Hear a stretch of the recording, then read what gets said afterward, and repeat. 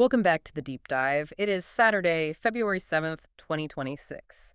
And look, if you have been glued to the news feeds this week, Or worse, frantically refreshing your immigration profile every 5 minutes. exactly, hoping for some kind of miracle, you know the vibe right now. It's, well, it's chaotic. Chaotic is probably the polite way to put it.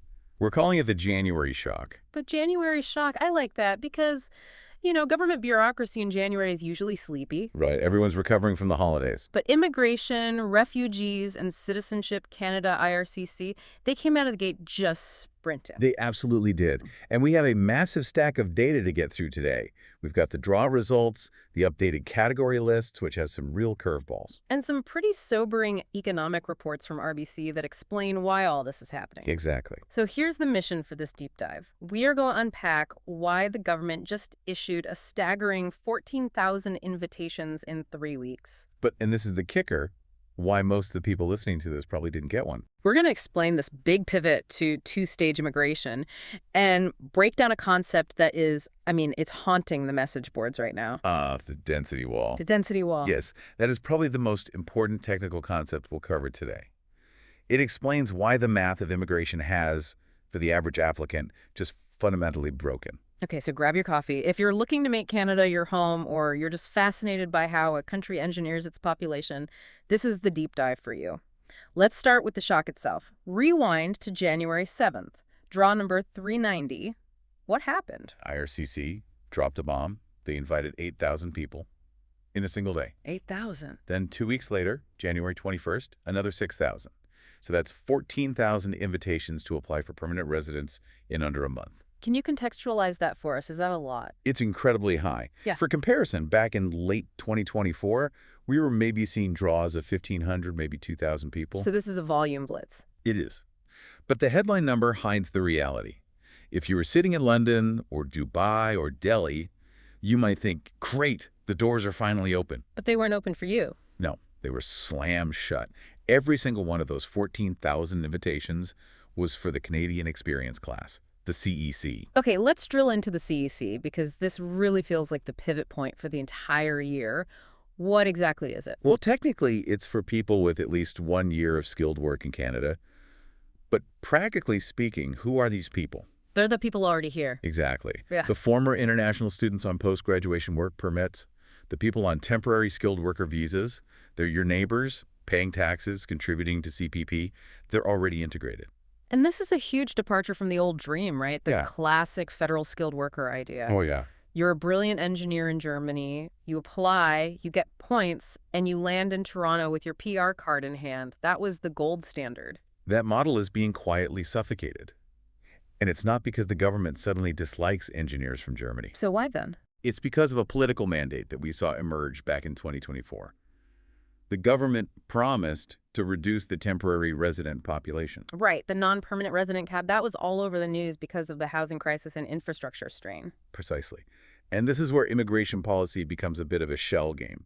If I invite a federal skilled worker from Germany, I'm adding a net new body to the population. That person needs an apartment, uses the bus. Right, puts pressure on infrastructure. Yeah. But if you invite a CEC candidate, They're already sleeping in that apartment. They're already on that bus. you're not adding a person. You're just changing their label in the database from temporary to permanent. Mm. You help the government hit that 5% target without actually slashing the total immigration numbers. It's almost a statistical sleight of hand. Look, we reduced the temporary population. Yeah, by making them permanent. It's cynical, maybe, but it's politically brilliant.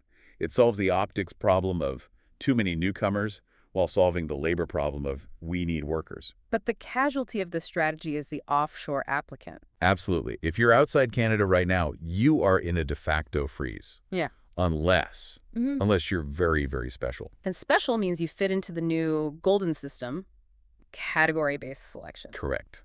And that brings us to the how. This is the other massive shift. For years, Express Entry was just a meritocracy of points. The high score wins era. Yeah. If you were young, had a master's, perfect English, you were king of the hill, it didn't matter if you were a poet or a programmer. And that era is over. So paint a picture of the new system for us. Okay, think of the Express Entry pool like a massive highway during rush hour. In the old system, everyone was in the same traffic jam. Right. And the only way to move faster was to have a faster car, a higher CRS score. Yeah. A 540 was a Ferrari. You'd zoom past the guy with a 480. Makes sense. But now, the government has built an HOV lane, an express lane, and the toll to get in isn't about the speed of your car, it's about the bumper sticker on the back. A bumper sticker. Yeah. If your sticker says healthcare or French speaker, you get to bypass the traffic entirely. And the difference in that toll, the score required, is actually shocking when you look at the data. It's night and day. In those general draws, the cutoff score is hovering around, what, 510 to 545? And do you know how hard it is to get a 545? I've played with the calculator. You basically need to be 25 with a PhD, be fluent in both English and French. And have a Nobel Prize, Yeah. maybe.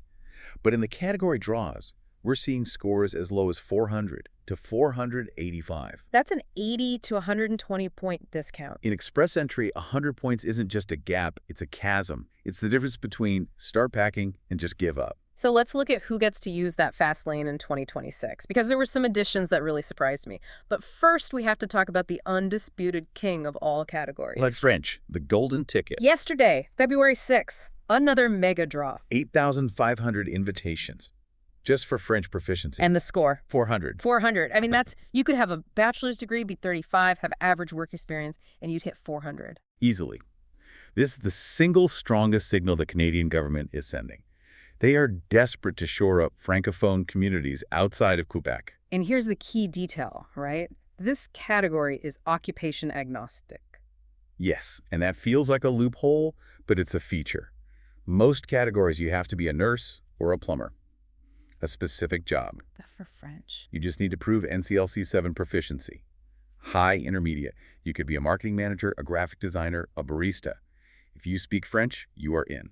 So it's the only lifeboat left for the generalists, isn't it? If you're that marketing manager in New York or Mumbai and you don't work in healthcare. Learning French is literally your only viable path. If you aren't willing to do that and you don't work in a shortage occupation, the door is effectively locked. Okay, let's look at the occupations that are getting the love. There's a new one for 2026, education. Finally. For years, we had this disconnect. Provinces were screaming for teachers, but the federal system just ignored them. And now? Now, elementary and secondary school teachers and, crucially, early childhood educators are a priority. Which connects back to the economy. You can't have all workforce if you don't have childcare. Precisely. It's supply chain management. If you want parents to work, you need ECEs. If you want to build houses, you need tradespeople. And speaking of trades, that category remains huge, specifically for residential construction. But here's where it gets weird. I was looking at the STEM category adjustments. They removed architects. Architects and web designers. Gone. But they added insurance agents and brokers. I know. It sounds like a mistake, doesn't it? We need the best scientists and insurance brokers. Right. Since when is selling insurance a STEM field? It's a reflection of the fintech boom. The insurance industry here has become incredibly data-driven and technical. It's less door-to-door sales, more risk algorithms, and AI. So they're just swapping people out based on immediate need. Exactly. They saw a glut of architects, a shortage of insurance pros, swap them out. It's a harsh reminder that these categories aren't promises. They're policy tools. Which brings us to the biggest off switch of 2026, transport. This is the tragedy of the year for so many applicants. In 2024, 2025, transport was the darling. We needed truck drivers, pilots. Thousands were invited. And now Transport is removed completely. So if I'm a long-haul trucker in Manitoba, waiting for my one-year mark to apply. You're back in the general pool. You're suddenly competing with software engineers. And let's be honest, a trucker's profile doesn't usually have the education points to compete with a dentist. It's a devastating blow. What about agriculture? Trimmed way down. It's almost exclusively for butchers now. Retail and wholesale. Butchers, okay. It's not glamorous, but it's essential. It's a food security issue. If you can't process meat, food prices skyrocket. Again, direct economic intervention. I want to pivot to healthcare because there's a nuance there that I think is really smart. You've got the standard healthcare category, Nurses, doctors, the usual. but there's this new physician retention stream. How does that differ? So usually, for a category, you need 6 months of work experience in the last 3 years. And it can be from anywhere. You could be a nurse in the Philippines. Right. But for this physician retention stream, you need 12 months of Canadian work experience. Ah, so they're not using this to headhunt new doctors from abroad. No, this is about stopping the bleeding. Right. We have thousands of doctors in Canada on temporary visas. The government realized, why are we trying to recruit a new doctor from Ireland who might take 5 years to get licensed when we have one already working here whose visa is about to expire. It's retention over recruitment. Exactly, the bird in the hand strategy. Prove you can do the job here and we'll give you the permanent paper. Okay, zooming out, we have the CEC focus, these very specific categories. Why is the government micromanaging this so intensely? Because the market is broken. We have some RBC economics data in the source stack that is honestly kind of terrifying. It's about breaking employment. Unpack that. What is break-even employment? Usually an economy needs to create a certain number of jobs, say 40,000 a month, just to keep up with population growth. Right. Fewer than that, and unemployment goes up. But in Canada right now, the population is aging so rapidly that the break-even number it's negative, roughly negative 10,000 per month. Wait, so we could lose 10,000 jobs a month and the unemployment rate wouldn't even move? Exactly. The workforce is shrinking naturally as boomers retire. So immigration isn't just about growth anymore. It's about replacement. It's desperate maintenance. We're not nation building, we're doing supply chain management. We're importing spare parts for the economic engine. That is the perfect analogy. Yeah. And that brings us back to the frustration people are feeling. Because even with all this, the scores in the general pool just aren't dropping. Right. I saw this. The general draw cutoff went from 511 to 509, 2 points. After clearing out 14,000 people, how is that even possible? Welcome to the density wall. This is the concept every applicant needs to understand. Visualize it for us. Imagine a staircase. At the very top, step score 600, there's maybe one person. At 550, maybe a dozen. But as you go down, the steps get wider and more crowded. By the time you get to the range between 490 and 500, you hit a wall. There aren't just a few people there. There are approximately 1,300 candidates sitting at every single point. Whoa, so 1,300 people with exactly 491, another 1,300 with 492. Exactly. So let's say IRCC does a draw for 2,500 people. You think, great, but mathematically, that only clears about 2 points off the cutoffs. You clear out the 492s and half of the 491s. And it gets worse, doesn't it? The pool isn't static. Right. It's like bailing out a boat with a hole in it. Every day, new international students graduate. Someone retakes their IELTS test and bumps their score from 480 to 495. They parachute in right on top of you. So if you're sitting at 485 hoping for a general draw, you are staring at a wall of tens of thousands of people. Unless the government does a mega draw of 40,000 people, which they won't, that score is just not going to drop to 480. It's mathematically improbable. That is a hard pill to swallow. It effectively means the general draw is dead for the average applicant. It is on life support. If you don't have a category or a provincial nomination, you are stuck behind the density wall. Speaking of looking ahead, the notes mention some proposals for late 2026. What's come down the pipe? They're consulting on some really interesting niche categories. One is leadership and innovation. Sounds a little vague.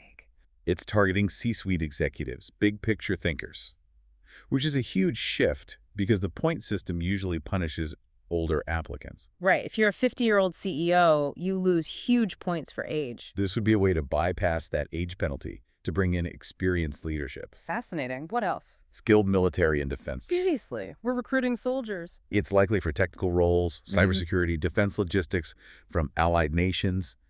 It really speaks to the geopolitical climate. And there was something about research. Yes, specifically research and science, focused on AI and clean energy. Again, extremely targeted.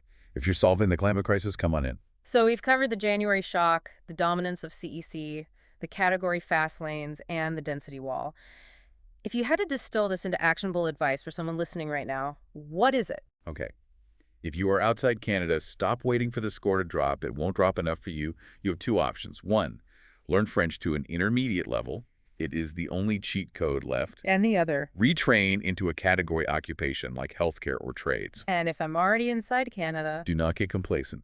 We don't know how long this heavy focus on CEC will last. Get your profile in immediately. If you have 1 year of experience, don't wait for 2. Grab the invite while the window is open. And maybe look outside of Toronto and Vancouver. 100%. A provincial nomination gives you 600 points. That vaults you over the density wall entirely. If you can move to Saskatchewan or Manitoba and get nominated, you win.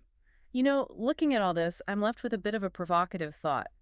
We're seeing this huge prioritization of people already in Canada, this try before you buy model.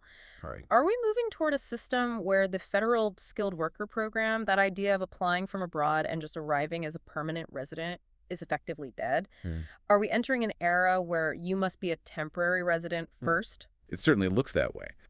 The data suggests the golden ticket of landing in Canada with PR in hand is becoming a relic. The future is, come here, work, prove your worth, and then maybe you get to stay. A sobering reality check for some, but a clear roadmap for others. That's all the time we have for this deep dive into the rewiring of Canada's immigration system. Thanks for having me. Check your NOC codes, sign up for that French class, and good luck climbing the wall. We'll see you in the next deep dive.